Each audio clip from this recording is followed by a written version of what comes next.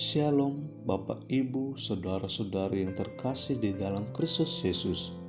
Selamat pagi dan selamat berjumpa kembali dalam Renungan Harian Kristen Morning Hope.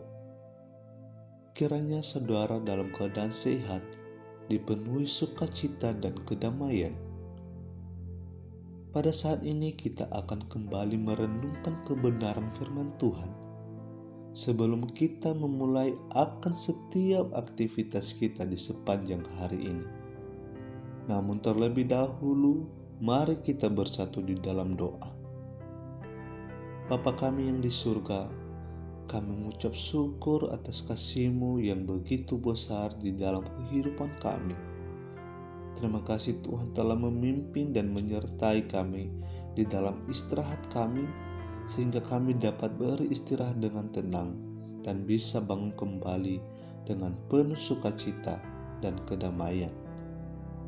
Pada saat ini ya Tuhan, kami rindu akan merenungkan firman-Mu yang melawat kehidupan kami, di dalam kami melakukan, dalam kami menjalankan akan setiap aktivitas kami di sepanjang hari ini. Kiranya Roh Kudus Tuhan memampukan kami untuk mengerti dan memahami apa yang menjadi kehendak Tuhan di dalam setiap kehidupan kami melalui perenungan firman-Mu. Di dalam Kristus Yesus kami telah berdoa dan kami siap mendengarkan firman-Mu. Amin. Kegiatan reuni adalah ajang bertemu kembali dengan teman lama, entah itu teman waktu sekolah, kuliah, kerja, komunitas, dan lainnya.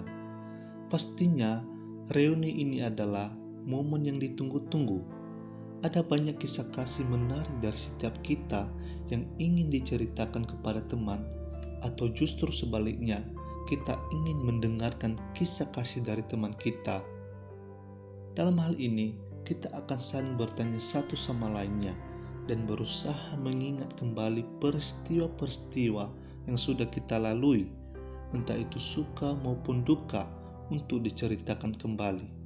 Misalnya, apa sih momen paling manis yang pernah kita lalui bersama Tuhan?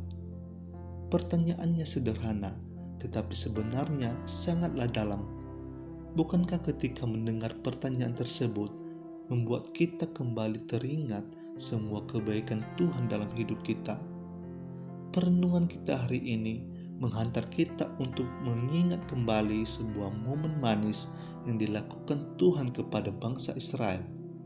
Dikisahkan bahwa setelah seluruh bangsa itu selesai menyeberangi sungai Yordan, berfirmanlah Tuhan kepada Yosua demikian, "Pilihlah dari bangsa itu 12 orang, seorang dari tiap-tiap suku, dan perintahkanlah kepada mereka demikian, angkatlah 12 batu dari sini, dari tengah-tengah sungai Yordan ini, dari tempat berjejak kaki para imam itu. Bawalah semuanya itu ke seberang dan letakkanlah di tempat kamu akan bermalam nanti malam." Lalu Yosua memanggil ke-12 orang yang ditetapkannya dari orang Israel itu, seorang dari tiap-tiap suku, dan Yosua berkata kepada mereka, "Menyeberanglah di depan tabut Tuhan Allahmu ke tengah-tengah sungai Yordan, dan angkatlah masing-masing sebuah batu ke atas bahumu menurut bilangan suku orang Israel, supaya ini menjadi tanda di tengah-tengah kamu.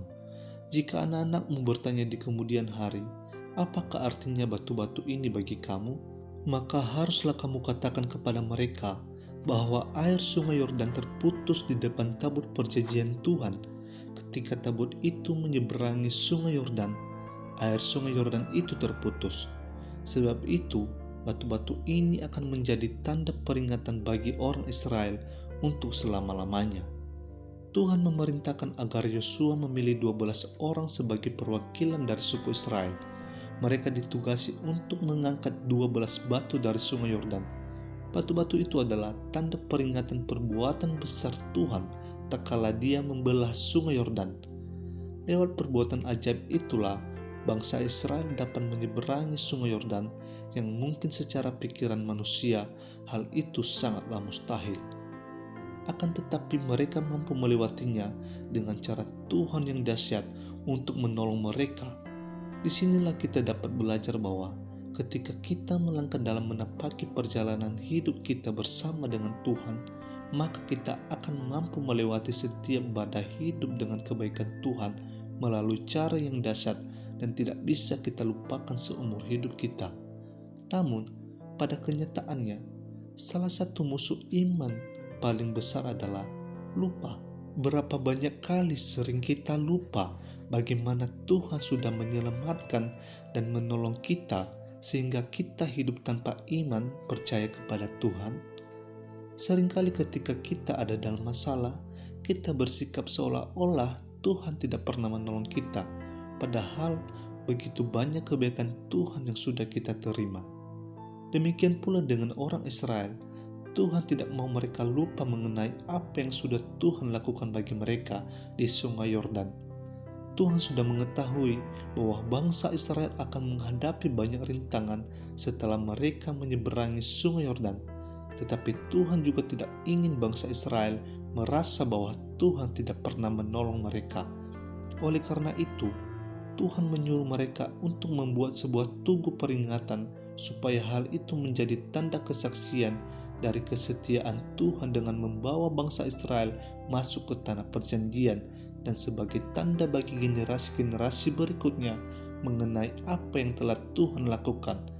Mengapa pentingnya bagi kita untuk mengingat kebaikannya? Kita perlu senantiasa mengingat kebaikannya karena hal itu akan membangun dan memperkokoh iman percaya kita kepadanya di saat kita berada dalam persoalan hidup yang begitu berat dan seolah-olah tidak ada jalan keluar. Maka kita harus ingat bahwa Tuhan pernah menolong kita sebelumnya dan akan terus menolong kita dengan caranya yang ajaib. Mari kita bersatu di dalam doa. Bapa kami yang di dalam surga, Bapa yang kami muliakan dalam nama Yesus Kristus, puji syukur kami panjatkan kepadamu di tempat yang maha kudus atas segala kebaikan yang telah Engkau perbuat dalam hidup kami. Dan ajarlah kami agar terus mengingat kebaikan-Mu dalam hidup kami, sehingga kami memiliki iman yang teguh dalam menghadapi persoalan yang Engkau izinkan untuk kami alami. Ampunilah dosa kami, baik dalam pikiran, perbuatan, dan yang terwujud nyatakan dalam perbuatan kami setiap hari. Dalam nama Tuhan Yesus Kristus kami berdoa. Amin.